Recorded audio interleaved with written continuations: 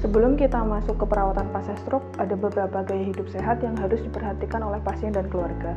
Hal ini bertujuan agar pemulihan lebih optimal dan juga mencegah komplikasi. Apa saja? Mulai dari berhenti merokok, diet rendah lemak dan tinggi serat, olahraga teratur 3 kali seminggu, kelola stres, hindari alkohol, makan dengan gizi seimbang, serta jaga berat badan ideal. Selain perubahan gaya hidup dari pasien sendiri, dukungan keluarga juga nggak kalah penting loh. Dalam perawatan pasien stroke, keluarga dan caregiver punya peran besar untuk membantu pemulihan. Mulai dari memberikan dukungan dan perhatian, mengantar pasien untuk kontrol dan mengingatkan minum obat, mendampingi aktivitas sehari-hari, sampai rutin memantau tekanan darah, gula, kolesterol, dan asam urat minimal sebulan sekali. Sekarang, mari kita bahas perawatan harian pasien stroke, mulai dari posisi tidur, duduk, sampai perawatan kulit, mulut, dan lainnya. Posisi tidur pasien harus diatur dengan benar, bisa terlentang dengan bantal penopang, miring ke sisi tubuh yang sehat, atau miring ke sisi tubuh yang lemah. Jangan lupa ya untuk ubah posisi pasien tiap 2 jam sekali.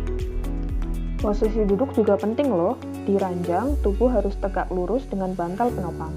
Kalau duduk di kursi, tangan yang lemah perlu ditopang dengan bantal. Kulit pasien juga harus dijaga kebersihannya ya, bersihkan dengan air hangat setiap hari, ganti spray bila basah, cek juga apakah ada kemerahan di kulit yang tidak hilang dengan penekanan, juga jaga kulit tetap kering. Jika pasien tidak bisa minum sendiri, maka mulut pasien perlu dibersihkan ya. Kalau matanya terus membuka, tutup mata pasien secara berkala dan beri tetes air mata buatan. Untuk pasien yang sulit berbicara, bantu komunikasi dengan tulisan atau gambar. Tetap ajak bicara dengan kalimat yang sederhana dan tatap mata pasien. Saat makan, pasien harus duduk tegak 90 derajat. Gunakan sendok yang kecil, arahkan makanan ke sisi tubuh yang sehat, dan jaga posisi duduk minimal setengah jam setelah makan. Kalau pasien batuk, segera hentikan makan ya. Kendalikan buang air pasien, ganti popok yang kotor, ganti kateter setiap minggu, jaga BAB teratur dengan cukup minum dan serat. Kalau sembelit berulang, gunakan pelunak tinja sesuai dengan anjuran dokter. Dengan perawatan harian yang baik dan optimal, pasien stroke akan lebih merasa nyaman dan juga pemulihan akan lebih optimal. Tapi perawatan aja nggak cukup. Pasien stroke dengan kelemahan separuh badan juga harus melakukan latihan agar otot dan sendinya lebih aktif. Apa saja latihan itu? Ayo kita lihat. Ada 2 jenis latihan yang dapat dilakukan pasien dengan kelemahan separuh badan, yaitu rentang pergerakan sendi aktif dan rentang pergerakan sendi pasif. Rentang pergerakan sendi aktif dilakukan oleh pasien sendiri, sementara rentang pergerakan sendi pasif dibantu oleh keluarga atau caregiver. Latihan aktif dilakukan pasien sendiri dengan bantuan tangan atau kaki yang sehat. Ada beberapa langkah latihan, di mana jika latihan sebelumnya belum bisa dikuasai, maka pasien belum boleh lanjut ke latihan berikutnya. Pasien mengangkat tangan yang lemah atau lumpuh dengan tangan yang sehat ke atas kepala. Letakkan 2 tangan di atas kepala. Kembalikan tangan ke posisi semula atau ke bawah.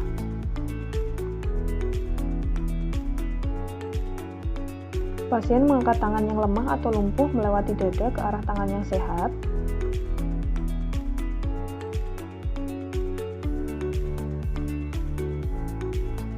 Kembali ke posisi semula atau sisi yang lemah.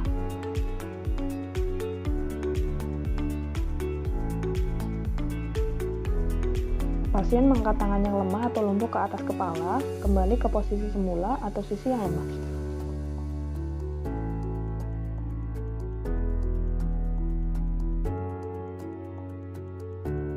Tekuk siku yang lemah atau lumpuh menggunakan tangan yang sehat. Luruskan siku, kemudian angkat ke atas.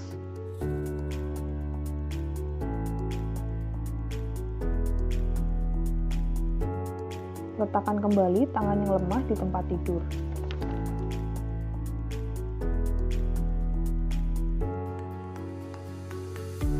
Pegang pergelangan tangan yang lemah atau lumpuh menggunakan tangan yang sehat. Angkat ke atas dada, putar pergelangan tangan ke arah dalam dan luar.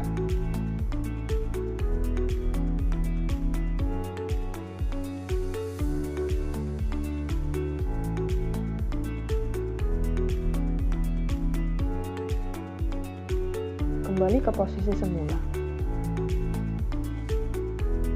Tekuk dan luruskan jari-jari yang lemah dengan tangan yang sehat. Lakukan gerakan memutar ibu jari yang lemah.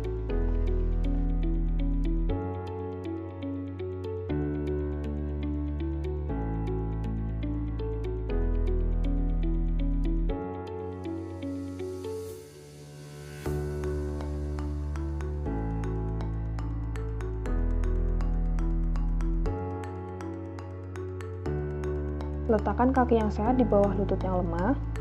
Turunkan kaki yang sehat sehingga punggung kaki yang sehat bersentuhan dengan pergelangan kaki yang lemah. Angkat kedua kaki ke atas dengan bantuan kaki yang sehat, kemudian turunkan pelan-pelan. Angkat kaki yang lemah dengan kaki yang sehat sekitar 3 cm. Ayunkan kaki sejauh mungkin ke arah satu sisi secara bergantian. Kembali ke posisi semula dan ulangi lagi. Kalau pasien belum bisa menggerakkan sendiri, latihan bisa dibantu dengan keluarga. Tangan penolong memegang siku, tangan lainnya memegang lengan pasien. Luruskan siku, naikkan dan turunkan lengan dengan siku tetap lurus. Pegang lengan atas pasien dengan satu tangan, sementara tangan yang lainnya menekuk dan meluruskan siku. Pegang lengan bawah pasien dengan satu tangan, sementara tangan lainnya menggenggam telapak tangan pasien. Putar pergelangan tangan pasien ke arah luar dan ke arah dalam. Pegang lengan bawah pasien dengan tangan satu, sementara tangan lainnya memegang pergelangan tangan pasien. Tekuk pergelangan tangan ke atas dan ke bawah. Pegang telapak tangan dan keempat jari dengan tangan satu, sementara tangan lainnya memutar ibu jari tangan. Pegang pergelangan tangan pasien dengan satu tangan, tangan lainnya menekuk dan meluruskan jari-jari tangan pasien.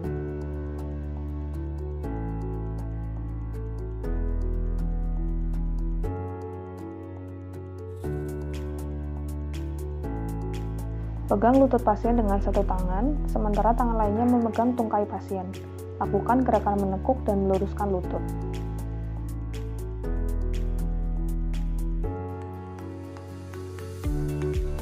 Gerakan kaki pasien menjauh dan mendekati badan atau kaki satunya.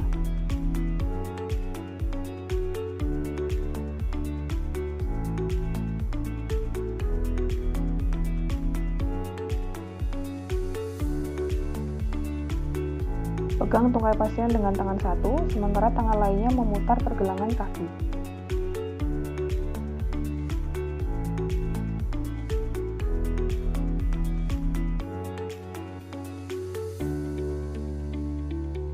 Bapak Ibu, jangan lupa ya untuk melakukan latihan selama 1 minggu minimal 150 menit atau bisa dibagi dalam 5 hari, setiap harinya 30 menit. Tapi kalau sudah lelah, stop dulu ya Bapak Ibu, jangan diteruskan. Nah, tadi kita sudah bahas nih tentang perawatan pasca stroke dan latihan di rumah. Tapi jangan lupa ya untuk kontrol ke dokter rehabilitasi medik. Selanjutnya kita dengarkan yuk pesan dari Dr. Juwita, spesialis kedokteran fisik rehabilitasi, selaku dokter rehabilitasi medik di Rumah Sakit Umum Daerah Dr. Rehata. Untuk penanganan pasien stroke selain dengan obat-obatan, diperlukan menjalani program rehabilitasi medik secara teratur, baik melalui kontrol ke polirehabilitasi medik maupun dilanjutkan dengan latihan mandiri di rumah dengan pendampingan caregiver atau keluarga. Dukungan keluarga sangat memberikan peran penting dalam proses pemulihan. Latihan yang progresif serta konsisten, pengobatan yang tepat, serta motivasi dukungan dari keluarga, diharapkan pemulihan pasien pasca stroke akan lebih optimal. Terima kasih.